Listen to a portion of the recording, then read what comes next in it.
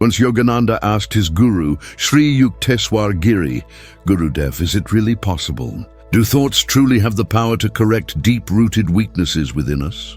How deeply do our thoughts affect our lives? Since childhood, Yogananda had suffered from weak digestion. His frail body made him tire easily. Long journeys left him aching and exhausted. At times, he even felt inferior because of it. During his college years, his room contained more tonics and medicines than books. Yet nothing seemed to help. After joining the ashram, Yogananda often wondered silently, can I really pursue deep spiritual practice with such a weak body? One day, as he sat quietly on the veranda, Sri Yukteswar looked at him and said, Mukundai, you look very thin and weak. Yogananda realized his guru had sensed the hidden inferiority within him. Gurudev, he replied, I too dislike my sunken eyes and fragile frame. I've had digestive troubles since childhood, and no medicine has ever cured me.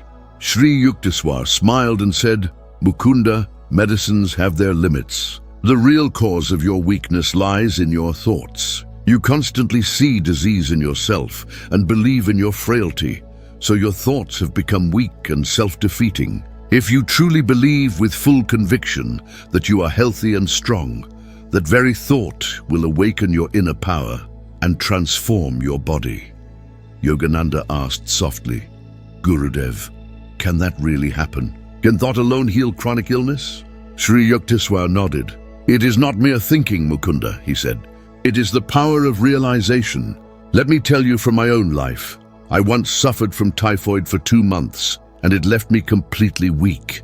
When the fever finally subsided, he said, I went to visit my guru, Lahiri Mahasaya. I told him, Gurudev, I've been very ill.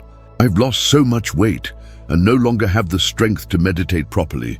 Lahiri Mahasaya smiled and said, Yukteswar, first you made yourself ill, and now you call yourself weak. Don't worry, by tomorrow you will feel fine again.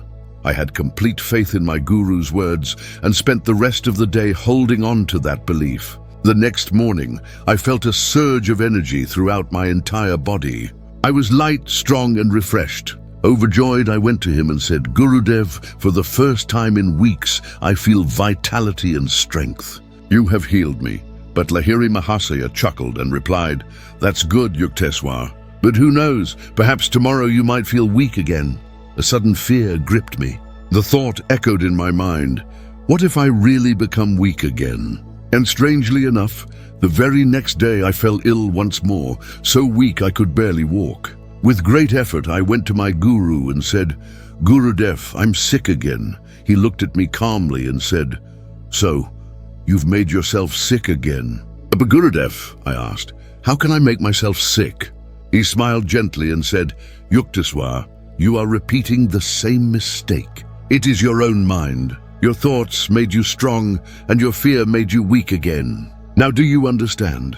I asked.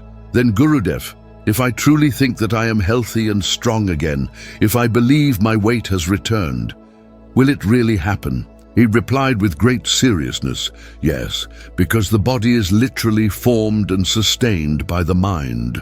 The mind is the creator. The body is its extension.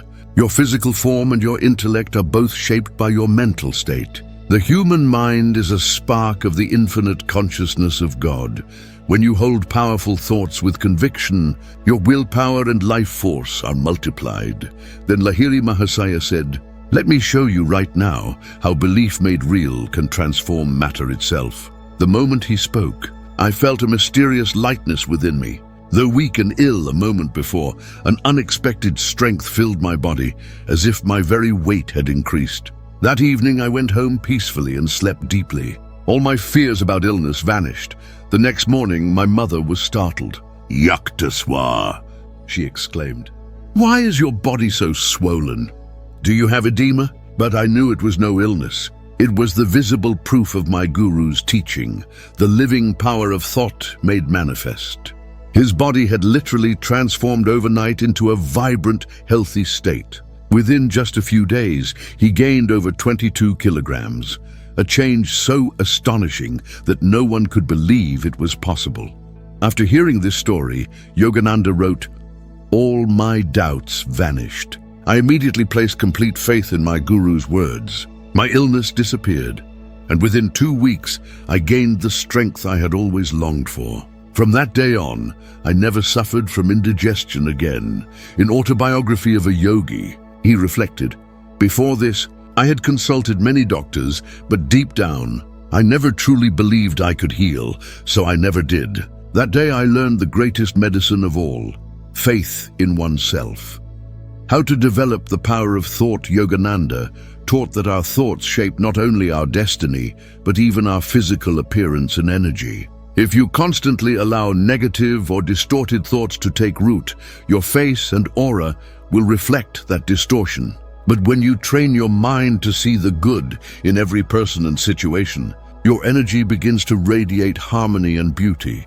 Just as the body absorbs nutrients and releases waste, the mind must learn to absorb goodness and release all mental toxins. The first step is awareness, to watch your thoughts as they arise. Only then can you nurture the uplifting ones and dissolve the destructive ones. This awareness deepens through meditation. In stillness, you begin to observe your thoughts without judgment or reaction. As your alertness grows, so does your ability to choose empowering thoughts. Without awareness, thought power cannot be harnessed. Next comes concentration.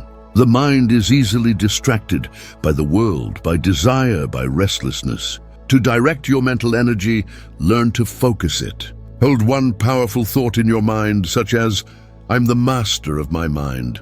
Nothing can disturb me. I am filled with eternal joy and energy." Repeat it. Visualize it. Feel it flowing through your entire being. Keep your goal vivid before your inner eye. This is true prayer, focused mental energy flowing in a single direction. When thought, faith, and feeling unite, your belief becomes living reality.